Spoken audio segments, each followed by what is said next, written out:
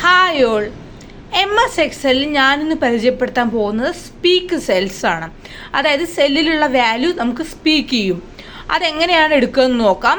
ഞാൻ ഇവിടെ കുറച്ച് കസ്റ്റമർ നെയിം കൊടുത്തിട്ടുണ്ട്. അപ്പോൾ അതിന് നമ്മൾ ആദ്യം ക്വിക്ക് ആക്സസ് ടൂൾ ബാറിൽ പോവുക, മോർ കമാൻഡ്സ് എടുക്കുക.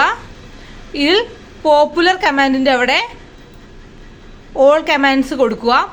സ്പീക്ക് സെൽസിൽ എസ് ആയതുകൊണ്ട് താഴെ ആയിരിക്കും ഉണ്ടാവുക. നമുക്ക് നോക്കാം.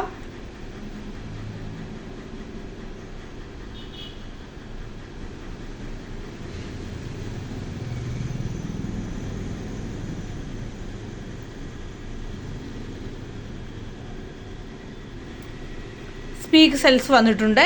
ഇത് സെലക്ട് ചെയ്യുക, ആഡ് കൊടുക്കുക. ഞാൻ ഓൾറെഡി ആഡ് ചെയ്താറുകൊണ്ടാണ് അങ്ങനെ വന്നത്. അതിന് ശേഷം ഓക്കെ കൊടുക്കുക.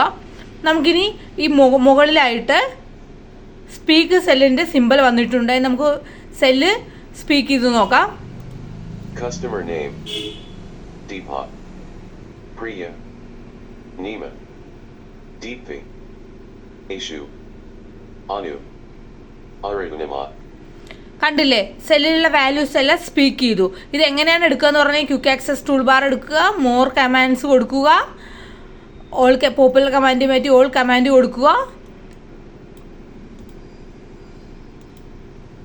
അതിനുശേഷം ഇതിൽ നിന്ന് സ്പീക്ക് സെൽസ് എടുക്കുക, ആഡ് ചെയ്യുക, ഓക്കെ കൊടുക്കുക. അപ്പം മുകളിൽ ഇങ്ങനെ സ്പീക്ക് സെല്ലിൻ്റെ സിമ്പിൾ വന്നു. അതിനുശേഷം കസ്റ്റമർ നെയിം നമുക്ക് എവിടെ തൊട്ടാണ് സ്പീക്ക് ചെയ്യേണ്ടത് അത് സെലക്ട് ചെയ്യുക, കൊടുക്കുക.